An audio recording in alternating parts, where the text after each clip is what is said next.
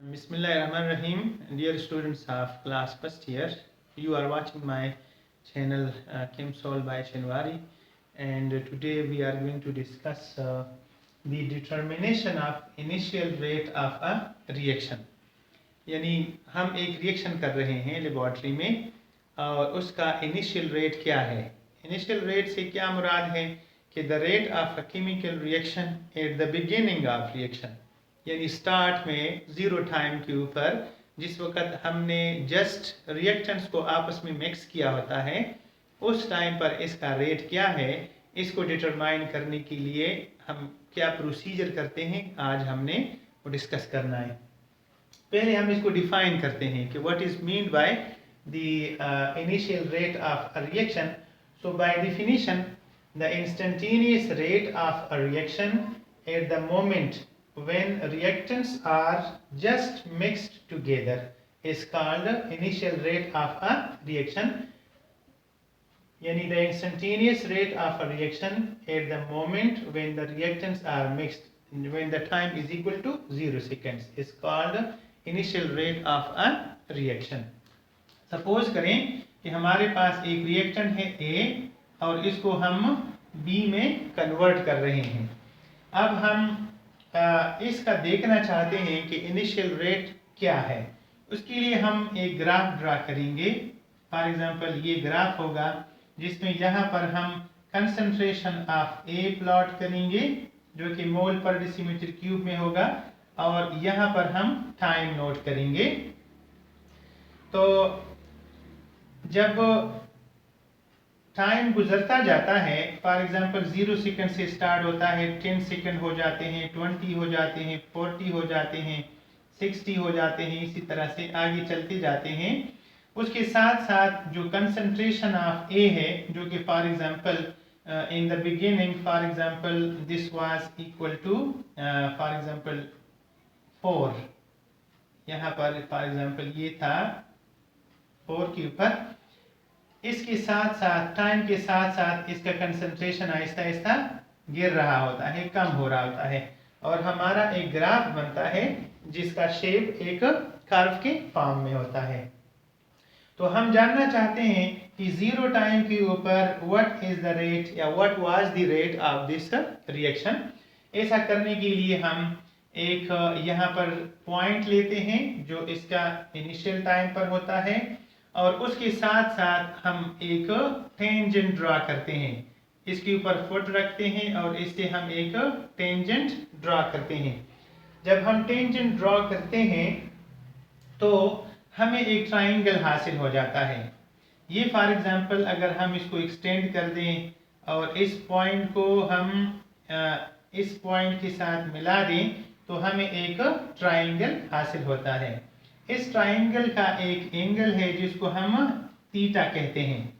इस थीटा की जो वैल्यू है वो अगर हम ट्रिग्नोमेट्रिक मेथड के जरिए से डिटरमाइन करें तो हम पता कर सकते हैं कि what is the rate of a given chemical reaction at 0 time. तो इस ट्राइंगल की दो चीजें हैं। एक तो इसका बेस है, दिस इज द बेस, और यहाँ इसका जो बेस होगा वो dt के बराबर होगा क्योंकि इस बेस यानी इस एक्सिस के ऊपर हमने टाइम नोट जो है ना प्लॉट किया है। तो जो इसका बेस होगा that will be called the change in time, और जो इसका वर्टेक्स होगा या वर्टिकल होगा इसको हम कहते हैं for example d concentration of A, यानी change in concentration of A जो कि किसके बराबर होगा, इसकी हाइट के बराबर होगा। तो अब हम लिखेंगे कि rate of this reaction is equal to minus change in concentration of A divided by time taken, divided by time taken. तो जो इसकी वैल्यू आती है वो इसके जो इसका वर्टेक्स है इसके साथ या वर्टिकल है उसके ऊपर डिपेंड करती है, जबकि जो टाइम गुजरता है वो यहाँ हमारे इस ट्राइंगल के बेस के बराबर होता है। तो अब हम डिवाइड करेंगे इसका वर्टिकल डिवाइडेड बाय इसका बेस, तो जो हमारा आंसर आता है that will be called the initial rate of the given chemical reaction. अब हमारे पास कुछ डेटा गिवन है और एक ग्राफ हमारे पास है कि जिसके अंदर हम फेनोफ्थलीन का कंसंट्रेशन डिटरमाइन करते हैं डिफरेंट टाइम्स के ऊपर और उसको प्लॉट करते हैं टाइम के साथ, और फिर उससे हम जो है ना वो उसका इनिशियल रेट जो है वो फाइंड कर लेते हैं। तो सपोज कर लें कि ये फेनोफ्थलीन है और इस फेनोफ्थलीन को हम सोडियम हाइड्रोक्साइड के साथ रिएक्ट कराते हैं। तो आपको पता होना चाहिए कि जो जो सोडियम हाइड्रोक्साइड के साथ इसका रिएक्शन होता चला जाएगा तो ये कलरलेस होता है, ये कलरलेस होता है इन द बिगिनिंग, और जिस वक्त ये रिएक्शन करता है तो इसका पिंक कलर आता है। तो टाइम के साथ साथ जो पिंक कलर है वो डीप और डीप या जो है ना इंटेंस होता चला जाता है। हम मुख्तलिफ टाइम्स के ऊपर इसका कंसंट्रेशन फाइंड करते हैं और इससे हम इनिशियल रेट का अंदाज़ा भी फिर कर सकते हैं। तो सपोज करें कि ये उनके कंसंट्रेशंस हैं और ये हमारा टाइम है जो कि सेकंड्स के अंदर है। तो कंसंट्रेशंस और टाइम को जब हम उसकी जो डिटेल्स हैं या उनकी जो डेटा है वो जब हम कलेक्ट करते हैं तो सपोज कर लें कि ये बराबर होता है in the beginning, for example ये होता है 5 multiply by 10 raised to power 4 at 0 time. जो डेटा अवेलेबल है उसके मुताबिक this is equal to 5 multiply by 10 raised to power -4 moles per decimetre cube at 0 seconds. इसी तरह से जिस वक्त इसका टाइम जो है वो 10 सेकेंड्स के बराबर हो जाता है, 10 सेकेंड्स, तो इसका कंसंट्रेशन हो जाता है 4.5 multiply by 10 raised to power this is equal to 10 raised power -4 moles. इसी तरह से जब इसका टाइम जो है वो पहुंच जाता है सपोज कर लें 20 सेकेंड्स के ऊपर, तो 20 सेकेंड्स के ऊपर इसका जो कंसंट्रेशन है वो आ जाता है 4.0 multiply by 10 raised to power -4 moles के ऊपर। इसी तरह से आगे अगर फर्ज करो ये 35 सेकेंड्स पे चला जाता है टाइम, तो इसका कंसंट्रेशन जो है वो 3.5 multiply by 10 raised to power -4 mole हो जाता है। इसके अलावा भी हम मुख्तलिफ टाइमिंग्स के ऊपर इसके कंसंट्रेशन जो है ना वो डिटरमाइन कर लेते हैं।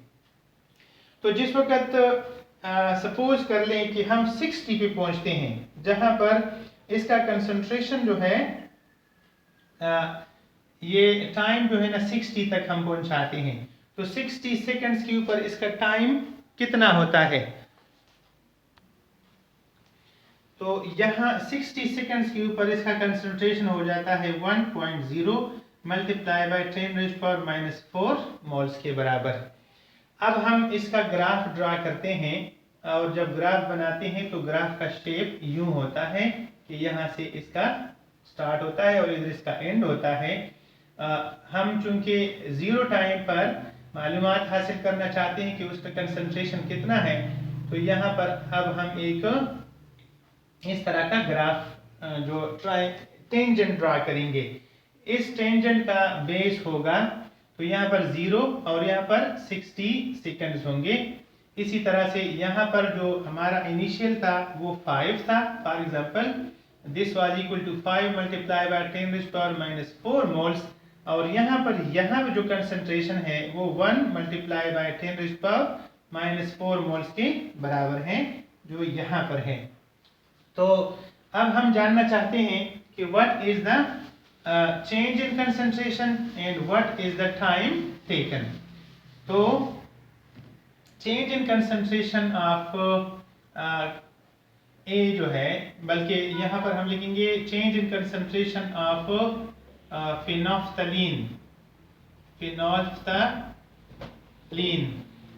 divided by change in time। वो बराबर है कि टाइम हमारा 60 सेकेंड्स का है अब वाला और पहले 0 सेकेंड्स का था इन द बिगिनिंग। जबकि 60 सेकेंड्स के ऊपर हमारा जो कंसंट्रेशन है वो 1 × 10⁻⁻⁴ के बराबर है, और 0 सेकेंड्स पर इसका जो कंसंट्रेशन था वो 5 × 10⁻⁴ के बराबर था। हम 1 से 5 माइनस करेंगे तो इसका आंसर आ जाएगा 4 × 10⁻⁻⁴ मोल्स, और जो टाइम गुजर चुका है 60 - 0 that is equal to 60 seconds. तो अब हम 4 × 10⁻⁻⁴ को 60 पर डिवाइड करेंगे। जब इसको डिवाइड किया जाता है तो इसका आंसर आता है 6.67 × 10⁻⁻⁵ मोल पर सेकेंड। यानी इससे क्या मुराद है कि जो initial rate of this reaction है उसके ऊपर 1 सेकंड के अंदर 6.67 × 10⁻⁻⁵ मोल्स ऑफ फिनाफ्थलीन जो है वो कन्वर्ट होता है किसमें, कलरलेस कंपाउंड में, जिसके साथ सोडियम हाइड्रोक्साइड का रिएक्शन होता है। तो students, hope you have understand the meaning of initial rate and the method by which we can determine the initial rate of a given chemical reaction। तो इसके लिए आपको डेटा रिक्वायर्ड होता है, और डेटा के साथ साथ फिर आपको एक टेंजेंट जो है ना वो ड्रा करना पड़ता है। ग्राफ गिवन होना चाहिए, ग्राफ गिवन होगा, डेटा गिवन होगा।